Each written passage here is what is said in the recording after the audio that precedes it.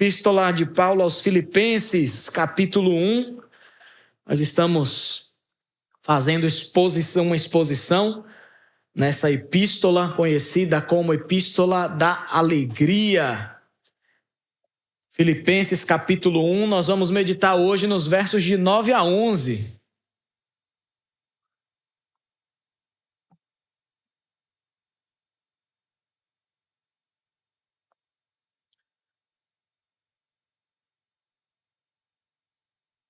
O tema da nossa pregação hoje é crescendo em amor, conhecimento e justiça para a glória de Deus. Filipenses capítulo 1, versos de 9 a 11. Nós vamos fazer uma leitura desses versículos, depois nós voltamos pontuando os principais pontos. Verso 9 diz: "E também faço esta oração, que o vosso amor aumente mais e mais, em pleno conhecimento e toda a percepção, para aprovardes as coisas excelentes e serdes sinceros e inculpáveis para o dia de Cristo, cheios do fruto de justiça, o qual é mediante Jesus Cristo, para a glória e louvor de Deus." Amém. Louvamos a Deus por sua palavra. Nós estamos ainda, irmãos, na parte inicial dessa epístola, e nós vimos que o apóstolo Paulo está muito alegre a escrever para esses irmãos na cidade de Filipos, apesar do apóstolo Paulo estar preso nesse momento em Roma, enquanto ele escreve para os irmãos ali da cidade de Filipos. Então, nós falamos já que Paulo ele não estava olhando a circunstância na qual ele estava, e nós vamos entender depois o porquê, nas próximas pregações, porque Paulo se alegrava estando preso. Mas o certo é que a alegria dele ou a tristeza não estava nas consequências de sua vida, naquilo que acontecia. A alegria dele estava no Senhor Jesus, e mesmo preso ele podia estar alegre. Além do mais, os irmãos da cidade de Filipos, daquela igreja de Filipos, eram irmãos que davam bom testemunho e eram irmãos que cooperavam para o avanço do evangelho. Então eram irmãos que viviam como verdadeiros cristãos, onde moravam.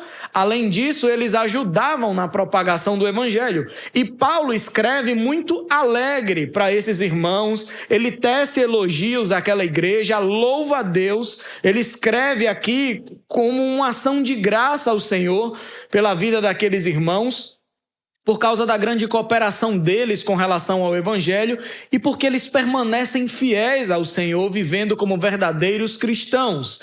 E quando Paulo escreve essa carta, aos irmãos de Filipos, já se passou cerca de 10 anos desde a primeira vez que Paulo foi naquela cidade, quando nós lemos lá em Atos capítulo 16, que conta a narrativa do nascimento ali da igreja em Filipos.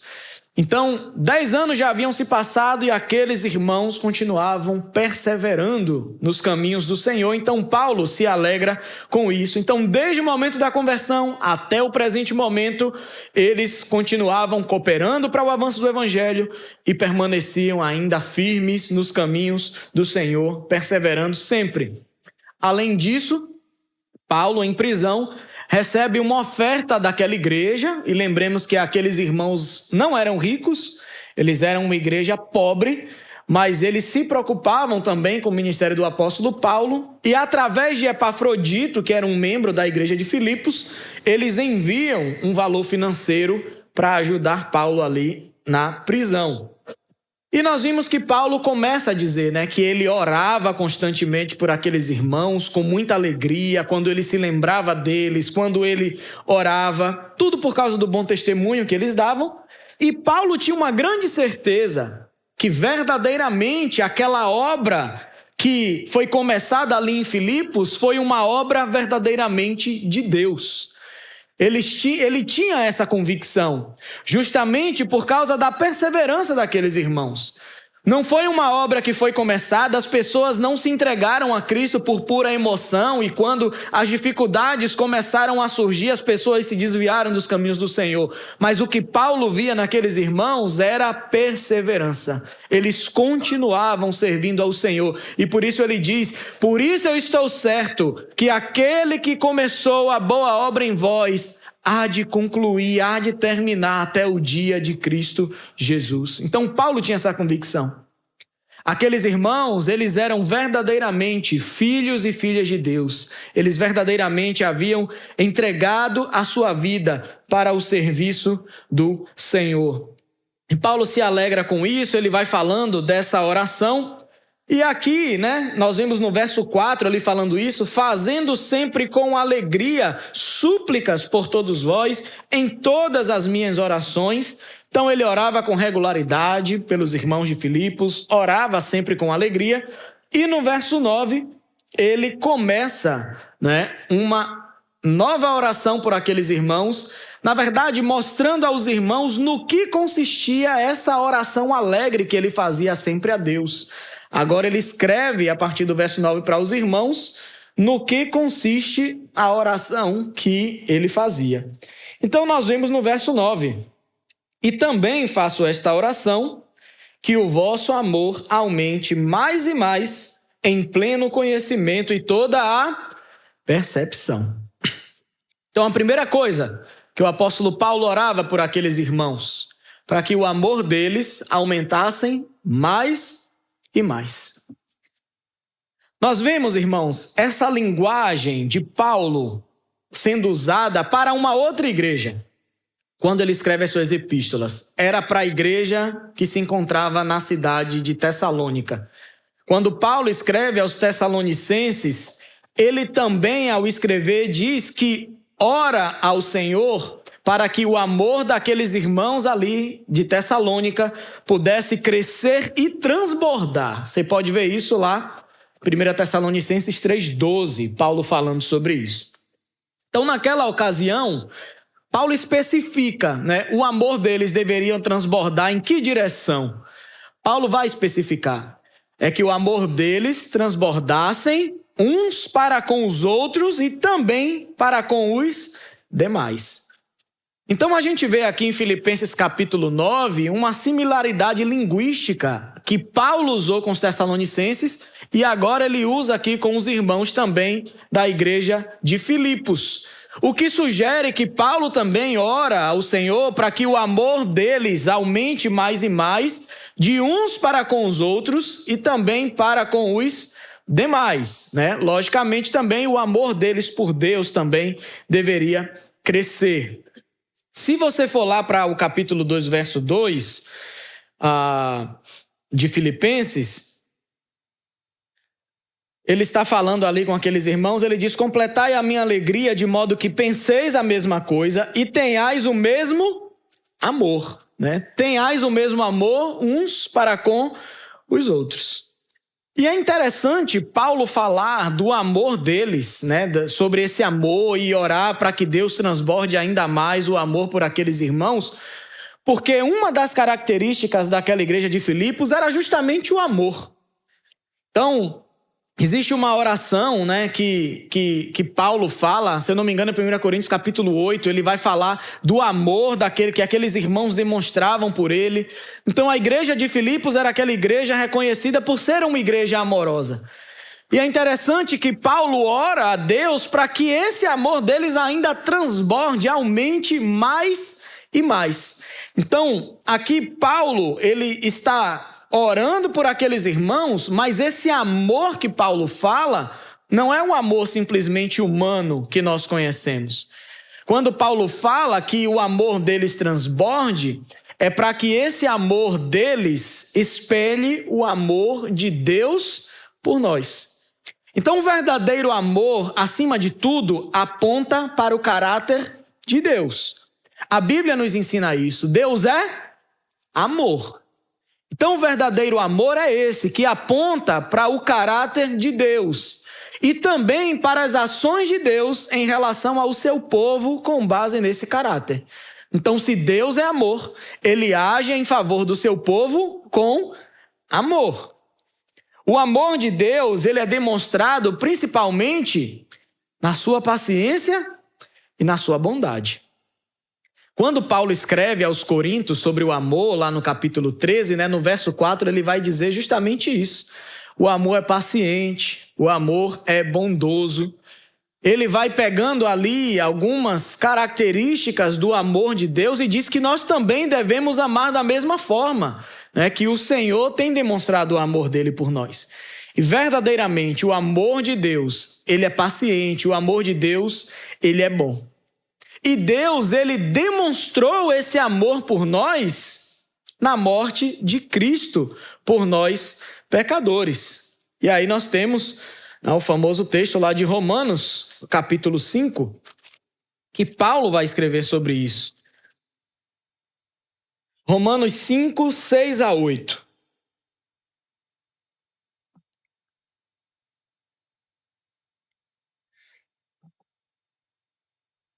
Porque Cristo, quando nós ainda éramos fracos, morreu a seu tempo pelos ímpios. Dificilmente alguém poderia morrer por um justo, pois poderia ser que pelo bom alguém se anime a morrer. Mas Deus prova o seu próprio amor para conosco, pelo fato de ter Cristo morrido por nós, sendo nós ainda pecadores.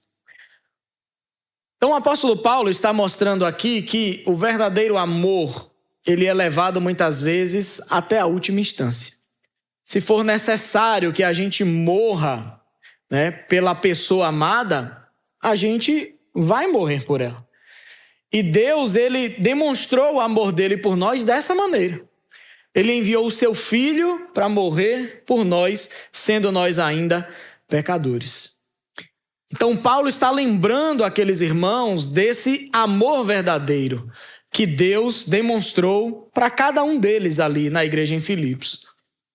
Mas o objetivo de Paulo, quando ele ora para que esse amor entre eles transborde, Paulo não está falando simplesmente de um amor relacionado à afeição, para que eles se afeiçoassem mais uns pelos outros. Paulo está falando muito mais do que isso. Paulo está falando sobre um amor no sentido de nós considerarmos uma outra pessoa com um valor elevado. Nós considerarmos a outra pessoa, a pessoa que nós amamos verdadeiramente, como superiores a nós mesmos. E esse amor, ele se expressa na busca ativa de nós beneficiarmos aquela pessoa que nós amamos. Então, por aquele que nós amamos, por nós os considerarmos como de uma pessoa de elevado valor, como alguém superior a mim, eu vou fazer o que for necessário para que ela seja beneficiada. Eu vou fazer o que for necessário para o bem dela. Nas entrelinhas, Paulo está falando do serviço ao Senhor. Como é que nós demonstramos o nosso amor por Deus, o nosso amor pelas outras pessoas, esse amor que transborda? É quando nós olhamos para o irmão que está do nosso lado e nós olhamos para ele como alguém de estimado valor, alguém de grande valor. E eu peço a Deus que transborde desse amor dele na minha vida, que ele transborde desse amor de mim para com essa pessoa, e eu vou fazer o que for necessário para que essa pessoa ela seja abençoada. Então eu não meço esforços para abençoar as vidas. Então isso nos leva a agir em favor da outra pessoa, não importando aquilo que precise ser feito. Então eu quero o bem daquela pessoa, eu quero que ela seja abençoada, então eu vou me colocar, eu vou me dispor como esse instrumento para abençoar essa vida, porque eu amo aquela pessoa. Foi isso que Deus fez por nós. E nós não merecíamos, Nós lemos aqui em Romanos. Se a pessoa, se nós fizéssemos o bem, podia ser que alguém se animasse a morrer por aquele que fazia o bem. Mas não era o nosso caso. Nós éramos pecadores, distantes de Deus, totalmente. E ainda assim, ele envia o seu Filho para morrer por nós, sendo nós ainda pecadores, para poder demonstrar esse amor dele por cada um de nós. Então, irmãos, o verdadeiro amor é esse. O verdadeiro amor é o amor que nos leva a agir em benefício do outro. Não adianta você dizer que o marido dizer que ama a esposa e fica de braços cruzados com relação a ela, a esposa dizer que ama o marido e também age da mesma forma. Não adianta você dizer que ama os seus filhos e você não faz nada por eles. Não adianta você dizer que ama a Deus, que ama os seus irmãos na igreja e você só vem para o culto, senta na cadeira e fica sempre de braços cruzados. Você não faz nada em benefício dos seus irmãos, você não trabalha para o Senhor, você não está preocupado com a expansão do reino de Deus aqui neste mundo. Você só está preocupado apenas com você, com o seu bem-estar, com o seu crescimento espiritual, e você não faz nada em prol do outro. E é por isso que Paulo ora por aqueles irmãos. Eles já são conhecidos pelo amor, mas eu oro a ti, Senhor, que o amor deles transborde mais e mais. E ele continua, irmãos, dizendo: transborde, que o vosso amor aumente mais e mais, em pleno conhecimento e em toda a percepção. Então Paulo, ao mesmo tempo que ora para que o amor deles aumente, e também continua orando a Deus, pedindo também para que o conhecimento e a percepção igualmente também aumente entre eles. O sentido primário de Paulo a pedir a Deus, que o conhecimento dele transborde, não é o conhecimento gnosis, que nós conhecemos no grego, que é sobre o conhecimento sobre algo. Paulo não está orando isso pelos irmãos de Filipos, para que o conhecimento deles sobre algo aumente. A palavra no grego que tem lá é epignosei, que está mais relacionado a um conhecimento sobre algo, mas é um conhecimento completo que vem da experiência de um relacionamento pessoal. A palavra de Deus muitas vezes usa a palavra conhecer para falar de relacionamento, um exemplo que a gente fala, que é muito falado, quando fala de José e Maria, que Maria, quando engravidou de Jesus e tal, José ainda não tinha conhecido Maria, e conhecida no sentido de se relacionarem. Então é esse tipo de conhecimento, de relacionamento íntimo e profundo que Paulo está falando. E aqui não estamos falando desse relacionamento íntimo e profundo entre marido e mulher, estamos falando do relacionamento íntimo e profundo entre irmãos em Cristo, entre servos e o seu Senhor. E Paulo está orando justamente por isso, para que o relacionamento deles com Deus aumente mais e mais, transborde, para que através dessa experiência de se relacionar com Deus, o conhecimento deles sobre Deus aumente cada vez mais. E quando ele fala também em percepção, diz respeito ao entendimento moral, que é baseado na experiência de vida. Então, você sabe que você está agindo de acordo com a palavra de Deus, não é apenas por você saber como é que Deus quer que eu haja. Deus quer que eu faça isso, isso e isso. Eu sei disso, mas eu não faço. Paulo está dizendo totalmente o contrário. Vocês vão saber o que agrada a Deus por conhecer e por fazer, por colocar em prática aquilo que o Senhor deseja. Então, o amor deles por Deus e também pelos demais irmãos deveriam transbordar de tal forma também que eles buscassem cada vez mais a Deus, para que esse relacionamento deles com Deus se aprofundasse ainda mais e que também eles passassem a viver uma vida que agrada a Deus. E é justamente isso que acontece. Quanto mais você busca conhecer ao Senhor, mais você se torna parecido com Ele. Mais você passa a agradar ao Senhor. Mais você se derrama diante dele, mais você você se torna servo do Senhor e vai deixando de ser senhor de si mesmo. E você vai se entregando totalmente a Deus. Mas você precisa se relacionar com Deus. Por isso que muitos ateus conhecem a Bíblia de Gênesis a Apocalipse. Se você perguntar sobre os atributos de Deus, apesar deles não crerem, eles podem lhe falar tudo, mas para ele isso não faz diferença nenhuma. não os leva a se render ao Senhor, porque o conhecimento que eles têm sobre Deus é um conhecimento apenas no intelecto. Mas o verdadeiro conhecimento que transforma a vida é um conhecimento através de um relacionamento íntimo e pessoal com o nosso Deus. E é isso que nós precisamos buscar a cada dia nas nossas vidas. É ler a palavra, é conhecer ao Senhor e ir colocando tudo isso em prática. É buscar ao Senhor. E é uma oração que nós precisamos fazer por nós mesmos todos os dias.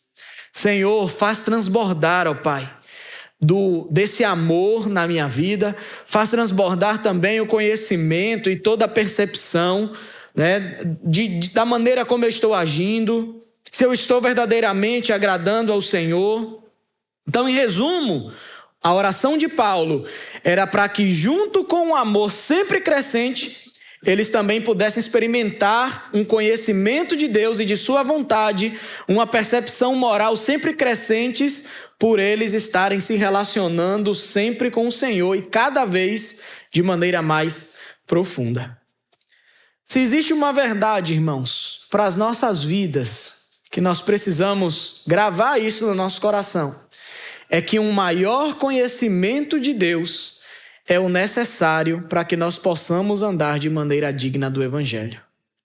Quanto mais você conhece ao Senhor, se relacionando com Ele, mais você andará de maneira digna do Evangelho, mais você andará da forma que o Senhor deseja que nós andemos. O verso 10, ele continua a sua oração. Então ele ora para que o vosso amor aumente mais e mais, em pleno conhecimento e em toda percepção. Para quê? Qual o motivo de transbordar em amor, em conhecimento e percepção? Para aprovardes as coisas excelentes e serdes sinceros e inculpáveis para o dia de Cristo. O motivo principal, irmãos, para esse transbordamento de conhecimento, de percepção moral, é para que eles pudessem discernir o que é melhor. Em outras palavras, Paulo ora para que aqueles irmãos pudessem fazer avaliações adequadas sobre o que verdadeiramente é essencial à vida cristã. E no decorrer da carta nós vamos entender porque Paulo já escreve sobre isso já no início. Se você for para o capítulo 3 de Filipenses, dos versículos de 2 até o 11, Paulo vai fazer um aviso a ele contra os falsos mestres que estavam ensinando que a circuncisão era essencial para que eles pudessem ser salvos.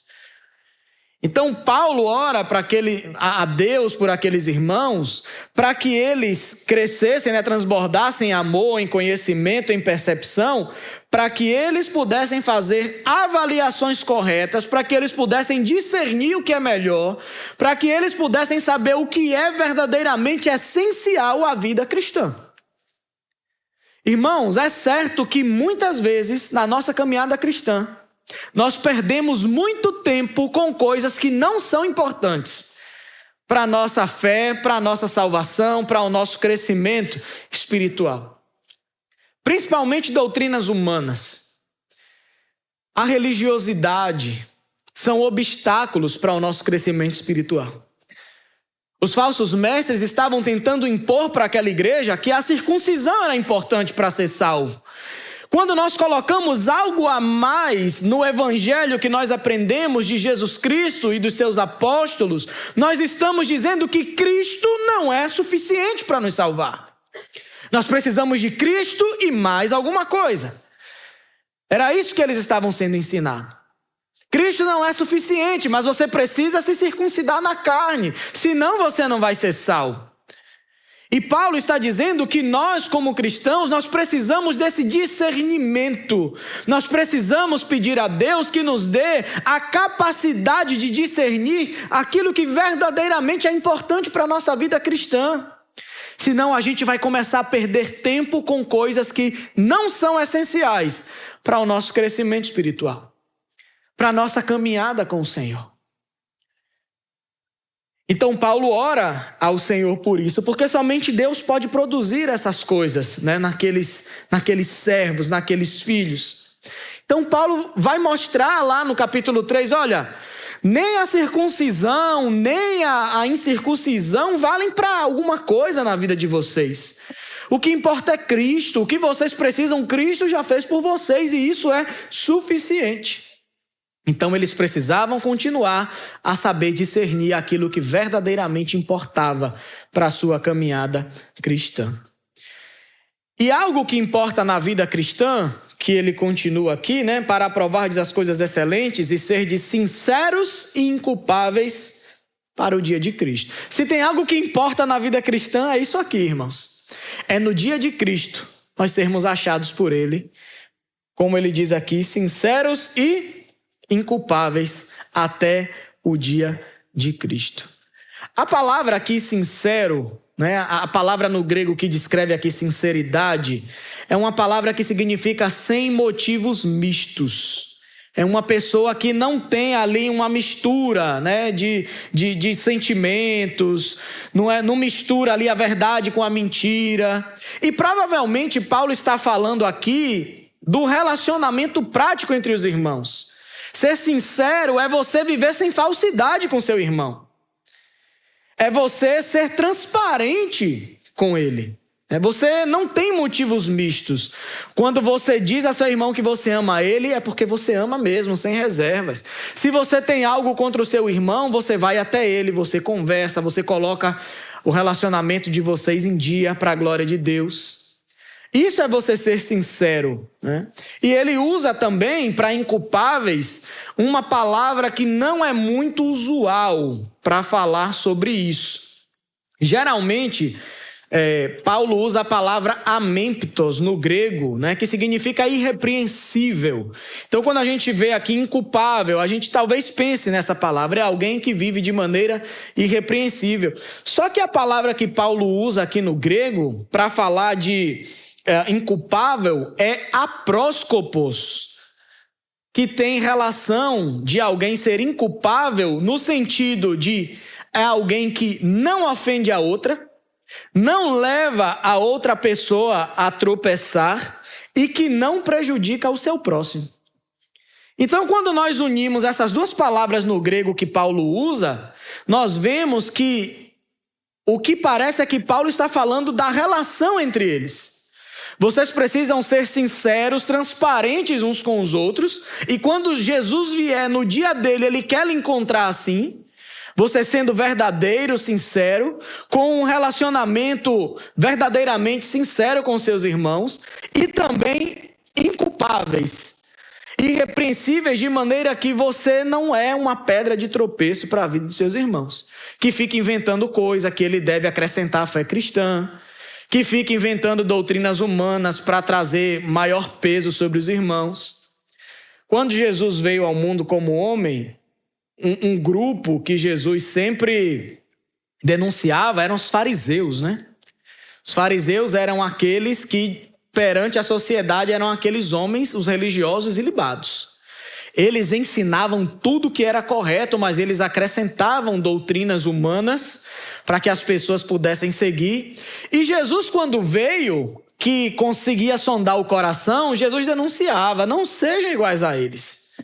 Porque eles falam daquilo que eles mesmos não praticam. Eles são como um sepulcro caiado. Se vocês quiserem obedecer o que eles falam, seguir o que eles falam, até sigam, porque eles estão ensinando o correto.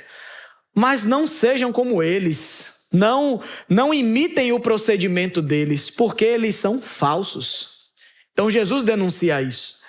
Então a gente não pode viver dessa forma, sendo uma pedra de tropeço na vida do nosso irmão, no nosso relacionamento com os demais. Então, Paulo deseja que os filipenses pudessem viver de maneira íntegra, sem dar motivos para escândalo, e se mantendo firmes na fé até a volta do Senhor Jesus Cristo. E o Senhor ainda deseja que nós, ainda hoje, Igreja Batista Regular da Pituba, nós sejamos encontrados no dia de Cristo, sinceros e inculpáveis. O Senhor requer isso de nós. Então nós precisamos vigiar muito nos nossos relacionamentos, na maneira que nós lidamos com os nossos irmãos, com os nossos familiares, no nosso trabalho. O Senhor deseja de nós essa sinceridade, essa inculpabilidade no dia que ele vier nos buscar. Não sejamos pedra de tropeço na vida do outro. E o verso 11, ele continua: cheios do fruto de justiça, o qual é mediante Jesus Cristo, para a glória e louvor de Deus. Cheios do fruto de justiça. A ênfase de Paulo, irmãos, aqui está no fruto, não é na justiça. Quem tiver aí a linguagem, né, a nova versão internacional, tá lá, né? Cheios do fruto de justiça. Fruto que é mediante Jesus Cristo. Ele repete lá a palavra fruto, porque aqui Paulo não está falando de justificação, não. Paulo está falando de fruto de justiça. Tem a ver, mas é diferente, né, da justificação. Paulo está falando aqui mais do comportamento cristão, que é um fruto que é demonstrado. Então, eles deveriam seguir a vida deles semelhantes a como Jesus Cristo viveu. E é assim que nós precisamos viver. Vivermos semelhantes a Cristo, trilhando a cada dia o caminho da cruz, nos mortificando a cada dia, esvaziando-nos de nós mesmos, nos livrando de nossa ambição egoísta de pensar só em mim, de querer tudo de melhor para mim e não pensar nos outros. E por que nós precisamos seguir esse caminho de Cristo? Nós precisamos seguir nossa vida semelhantemente a Cristo, seguindo esse caminho da cruz, nos esvaziando de nós mesmos. É porque nós precisamos, irmãos, assim como Cristo, nos tornar servos de todos. No capítulo 2 de Filipenses, Paulo vai começar a falar sobre isso, sobre esse exemplo que o próprio Cristo deu. Ele seguiu esse caminho, se tornando servo de todos. Ele veio para servir. Ele, sendo Deus, assumiu a forma de servo, veio a este mundo e veio para servir. E é assim que Deus deseja que também nós sejamos. Então Paulo intercede para que o fruto da justiça que vem por meio de Cristo, esse fruto da justiça nós não podemos produzir, ele vem por meio de Cristo, que esse fruto, que esse novo comportamento, esse novo proceder justo possa crescer entre os irmãos ali da igreja de Filipos, né? Cada vez mais. E o objetivo disso tudo não é para que eles se tornassem cristãos melhores, reconhecidos das demais igrejas, se sobressaindo sobre os demais. Não, irmãos. Ele diz que esse fruto é mediante Jesus Cristo para a glória e louvor de Deus. Essa é uma grande verdade que a Bíblia nos traz. Tudo aquilo que Deus faz é para a sua própria glória. Então Paulo intercede por isso, que esse fruto da justiça, que esse proceder diferente, justo na vida de vocês, possa crescer entre vocês mais e mais, mas para que Deus receba a glória, porque foi Ele que começou a boa obra na vida deles. Então Deus que começou a boa obra e vai concluir, quando nós demonstramos esse proceder justo, esse fruto de justiça no nosso proceder, no nosso pensar, no nosso agir, na nossa reação quando as pessoas agem contra nós, nós glorificamos a Deus. Quando nós frutificamos, quando nós agimos justamente diante do nosso Senhor. E toda essa obra que Deus começou na vida deles, irmãos, e que começou nas nossas vidas também, é para um único fim, é para que Ele mesmo seja glorificado. E o nosso desejo é esse, que Deus verdadeiramente seja glorificado e continue sendo glorificado através das nossas vidas, através da sua igreja. Irmãos, terminada a exposição do texto, nós vamos fazer algumas considerações daquilo que lemos, tirar algumas lições para a nossa vida, algo prático para a gente. Em nossa condição de cristãos, existe algo que é sempre capaz de crescer sem limites. E essa coisa é o amor. O amor sempre pode crescer nas nossas vidas. E veja que Paulo, ele escreve super feliz, né, sobre aqueles irmãos. Paulo estava muito feliz com o procedimento deles, pelo apoio que eles estavam dando. Só que apesar da satisfação de Paulo com aqueles irmãos, com aquela igreja, ele não se contentava em ver aqueles irmãos estacionados naquela condição que eles estavam. Paulo desejava que eles transbordassem ainda mais do amor. Então ele ora para que o amor daqueles irmãos transbordassem mais e mais. Irmão, se há algo na nossa vida que nós não podemos jamais estar satisfeitos, é com o nosso nível de amor por Deus e pelo nosso próximo e pelo nosso nível espiritual. Nunca se satisfaça com o seu nível espiritual e com o seu nível de amor a Deus e pelos outros.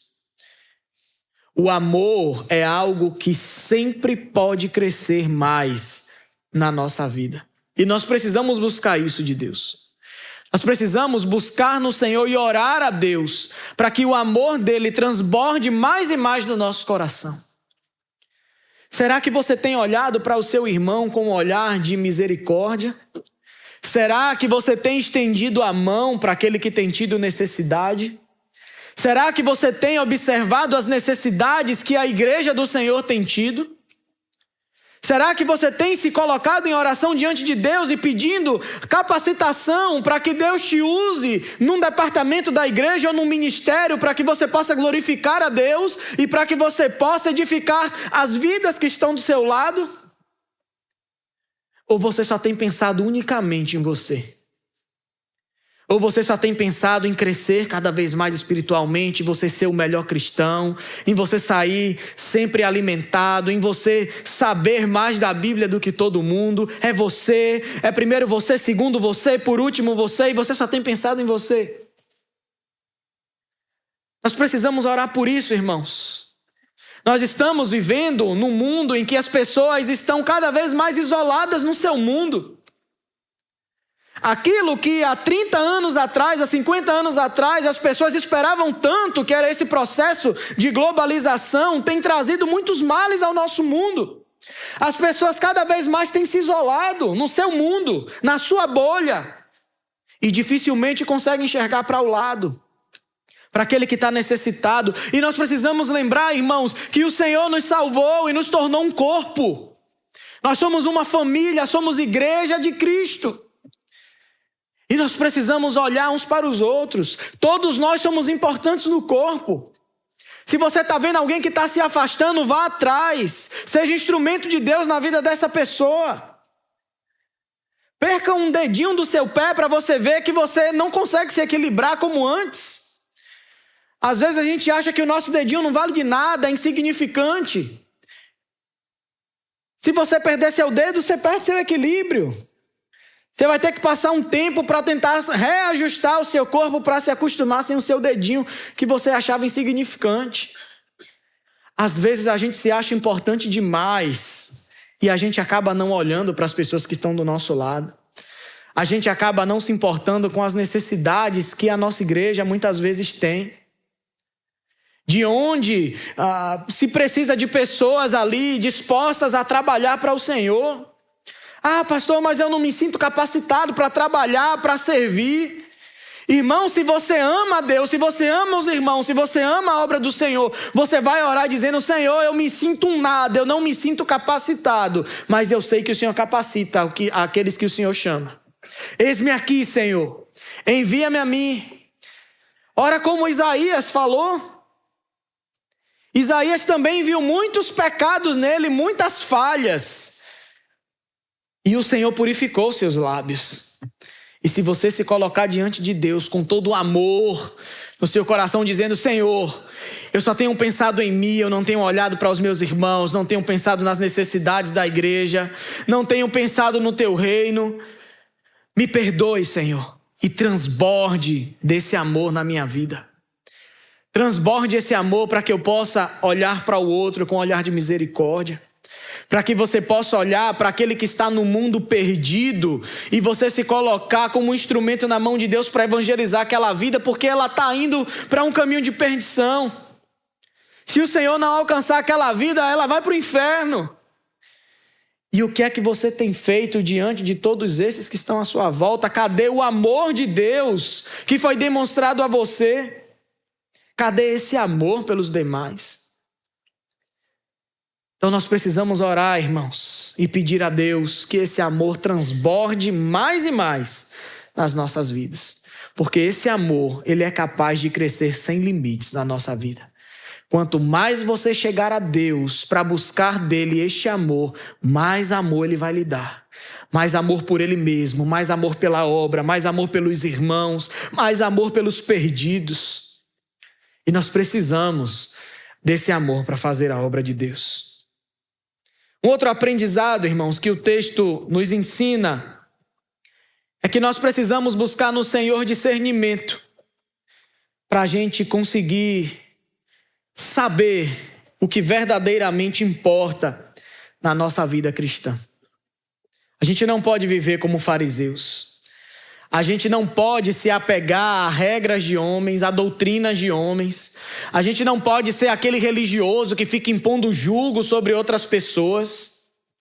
Nós precisamos ensinar as pessoas a recorrer a Cristo, porque o jugo dele é suave e o fardo dele é leve.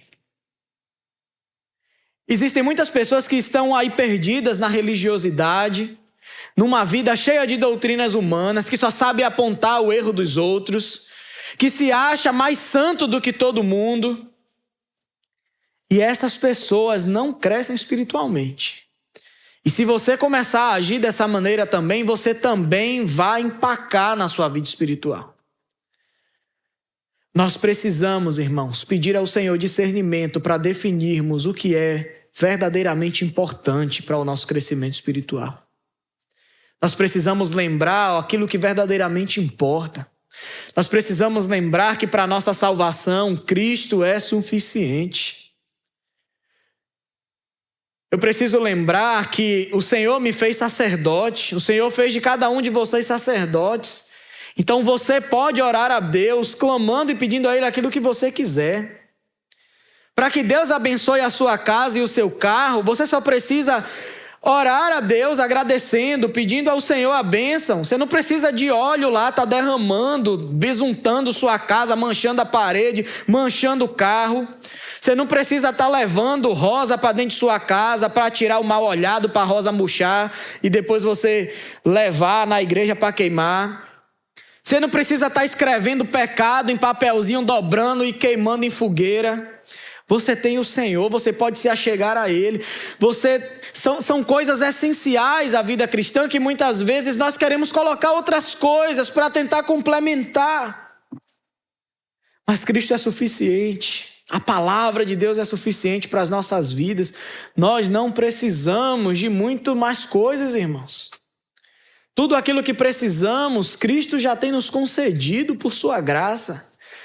Nós só precisamos nos apegar e nos apossar daquilo que Cristo conquistou na cruz por nós e viver uma vida santa e piedosa para a glória do Senhor. Religiosidade, doutrina de homem não leva ninguém ao céu. Somente Cristo é o caminho que te leva a Deus. Talvez você está aqui nessa manhã e você está totalmente perdido na sua vida espiritual. Talvez você esteja buscando a solução para a sua espiritualidade na religião. Talvez você já tenha ido no centro espírita, num terreiro, em outra igreja e você continua vazio. A religião não vai trazer a libertação que você precisa. Você precisa de Cristo Jesus. Você precisa se render a Ele. Você precisa se achegar a Ele com fé e arrependimento, reconhecendo os seus pecados, pedindo perdão e dizendo: Senhor Jesus, vem ser o Senhor da minha vida. Vem me preencher por completo, ó Pai. Eu reconheço hoje que Tu és o único caminho que me leva para Deus. Você pode fazer essa oração nessa manhã onde você está. E o Senhor Jesus, Ele salvará a sua vida. Irmãos, uma outra lição que tiramos desse texto é que nós não produzimos frutos por nós mesmos. O fruto não é produção própria da igreja. A seiva que nos faz frutificar é Cristo Jesus. Nós precisamos estar enxertados na videira, que é Cristo. É dele que vem a nossa força, é dele que vem todo o poder que precisamos. O que existe de bom em nós é a obra de Cristo. Então, se você quer frutificar, se você quer produzir frutos de justiça, se achegue a Deus. Se achegue a Cristo para que você frutifique. Cristão que não frutifica está longe de Cristo Jesus. Se você não tem dado frutos, pare para pensar sobre a sua vida espiritual e reconheça que você está distante de Cristo. Você está longe da videira. Não existe alguém que esteja em Cristo, enxertado nele, e não produza frutos de justiça. Pare para pensar na sua vida espiritual e o quão longe de Cristo você está, e corra de volta para o Salvador e se achegue a Ele para que você frutifique e possa viver uma vida piedosa diante do Senhor. E para a gente terminar, irmãos, a gente não podia deixar de falar sobre isso. O propósito final de tudo isso, de toda essa grandiosa obra, é a glória e o louvor de Deus. Não é o nosso reconhecimento, não é para o nosso próprio bem, mas é para que Deus seja glorificado. Tudo vem dele, tudo vem por meio dele e é para ele. Deus é o fim último de todas as coisas. O cristão não é bom porque pretende ganhar louvor, crédito, honra e prestígio para si mesmo, senão para Deus. Então é para ele, tudo é para ele. Se você deseja, irmãos, que o amor de Deus transborde na sua vida, se você deseja viver uma vida sincera, íntegra diante de Deus, frutificando frutos de justiça, faça isso para glorificar o Senhor. E se você não está tendo uma vida como essa, como Paulo orou pelos irmãos ali da cidade de Filipos, da igreja de Filipos, ore ao Senhor nessa manhã pedindo isso. E ore dizendo: Senhor, eu te peço isso, não é para o meu bem, Senhor, mas é para que o Senhor seja glorificado através da minha vida. Glorifica o teu nome através de mim, Senhor. Eu quero transbordar de amor, eu quero ser sincero, íntegro, eu quero frutificar frutos de justiça para que o Senhor seja glorificado aqui neste mundo através da minha vida, Senhor. Tudo é para a glória de Deus. Amém, meus irmãos. Louvado seja o Senhor por sua palavra. Vamos orar ao Senhor. Obrigado, Pai, por tua palavra viva e eficaz. Louvamos a Ti, Senhor, pelo rico conhecimento que o Senhor nos dá por meio da Tua palavra. Obrigado, Deus, e nós nos colocamos diante do Senhor, Pai, orando essas verdades que aprendemos nessa manhã, para que o Senhor transborde do Teu amor nas nossas vidas. Faz transbordar, Senhor, o amor do Senhor em nós. Transbordar para que nós possamos derramar, Senhor, sobre aqueles que estão à nossa volta. Nos livra, Senhor, dessa ambição egoísta que muitas vezes temos, de pensarmos só em nós mesmos, de nos trancarmos na nossa bolha, no nosso mundo e não olharmos para aqueles que estão do nosso lado. Que possamos viver como um corpo, Senhor, unidos, ajustados, num relacionamento sincero uns com os outros, um relacionamento íntegro, uma vida de integridade. Livra-nos, Senhor, de sermos pedra de tropeço na vida dos nossos irmãos. Livra-nos, Senhor, de um viver que não procede de Cristo, para que nós não estejamos aí fora envergonhando o Teu santo nome, ó Pai, e sendo pedra de tropeço até para o ímpio. Perdoe-nos, Senhor, livra-nos dessas coisas, ó Pai. Mas fortalece-nos, Deus, e abençoa-nos. Nos dê discernimento para que nós possamos decidir e discernir aquilo que verdadeiramente importa para a nossa vida espiritual. Que nós não venhamos perder tempo, Senhor, com religiosidade, com doutrina de homem. Mas nós louvamos ao Senhor porque Tu és suficiente. A Tua palavra, ela é suficiente para as nossas vidas, para a nossa maturidade, para o nosso crescimento, para a nossa salvação.